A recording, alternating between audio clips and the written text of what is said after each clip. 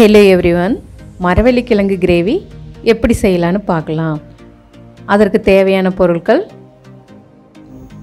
மரவள்ளி கிழங்கு ஒரு துண்டு, பெரிய வெங்காயம் 2, தக்காளி 4, பூண்டு 7 பல்லு, சிறிய துண்டு இஞ்சி, 2 பச்சை மிளகாய், தேவையான அளவு எண்ணெய், கடுகு 1 ஸ்பூன், மஞ்சத்தூள் 1 ஸ்பூன், மிளகாய்த்தூள் 2 ஸ்பூன், மல்லித்தூள் 3 ஸ்பூன், கறி மசால் தூள் 2 ஸ்பூன்.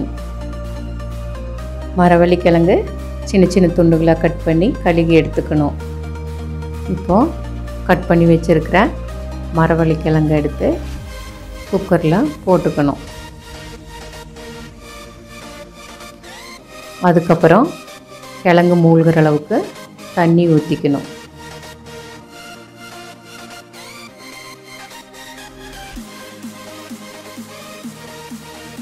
மஞ்சத்தூள் கொஞ்சம் போடணும். அதுக்கப்புறம் உப்பு கொஞ்சம் போடணும்.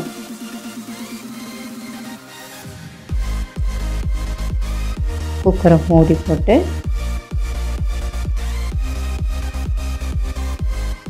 3 விசில் விட்டு இறக்கி வைக்கணும். அப்புறம் ஸ்டவ்வில் கடாயை வச்சு தேவையான அளவு எண்ணெய் ஊற்றிக்கணும்.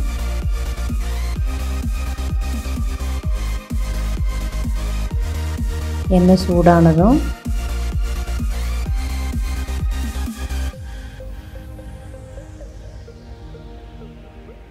கடுகு போடணும்.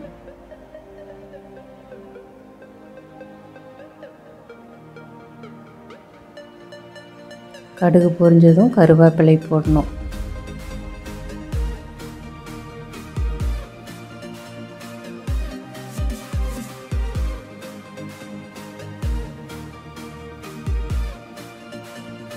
ரெண்டு பச்சை மிளகாயை கீறி போடணும்.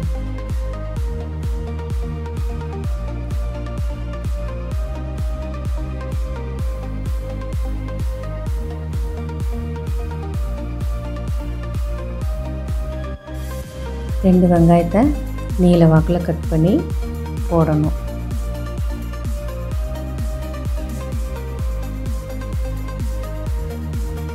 போட்டுட்டு நல்லா கண்ணாடி பதம் வர வரைக்கும் வதக்கணும்.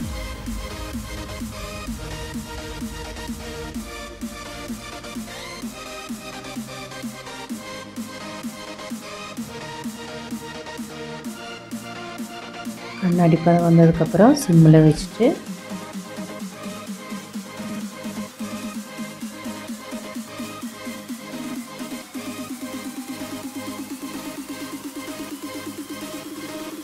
கொஞ்சம் மஞ்சத்தூள்,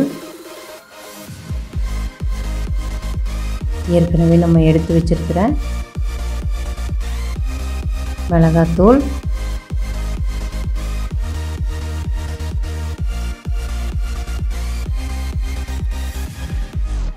மல்லித்தூள்,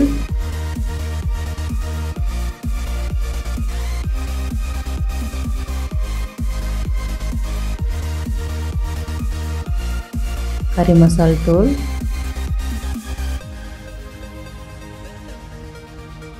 இது எல்லாத்தையும் போட்டு கலந்து விடணும்.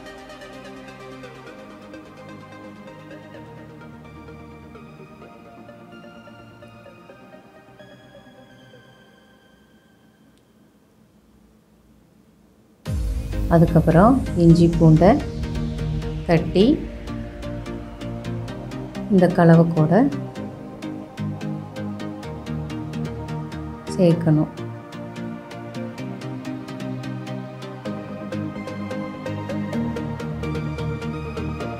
இந்த இஞ்சி பூண்டு பச்சை வாசம் போகிற வரைக்கும் நல்லா வதக்கணும்.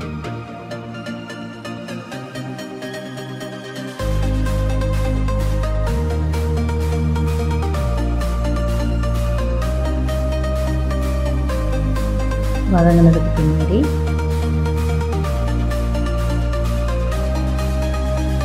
ஏற்கனவே கட் பண்ணி வச்ச தக்காளி 4 பழத்தை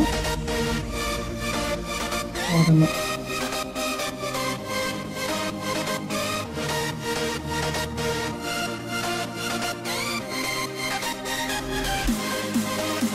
தக்காளி நல்லா மசிகிற வரைக்கும் வதக்கணும். A few moments later. இப்போ தக்காளி நல்லா மசிஞ்சிருச்சு.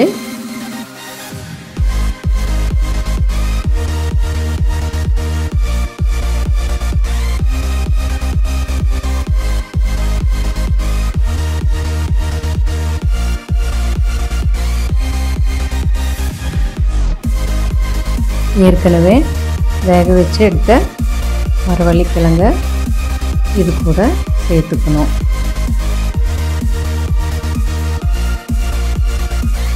மசாலாலெல்லாம் நல்லா சேரும்படியாக கலந்து விட்டுக்கணும். கலந்து விட்டுட்டு நம்ம ஏற்கனவே உப்பு கிழங்கு வேக வைக்கும் போது போட்டிருக்கிறோம். பத்தலைன்னா நீங்கள் சேர்த்துக்கணும்.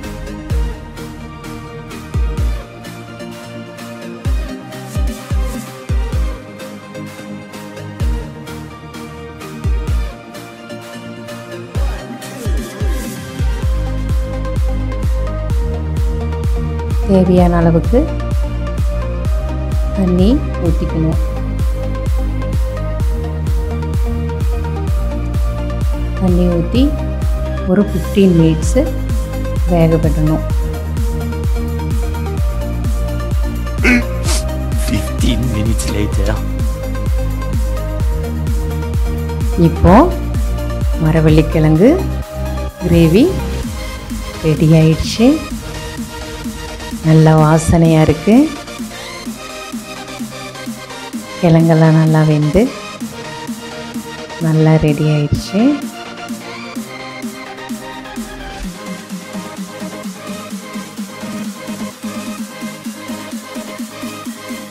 இப்போ மல்லிகை இலையை போட்டு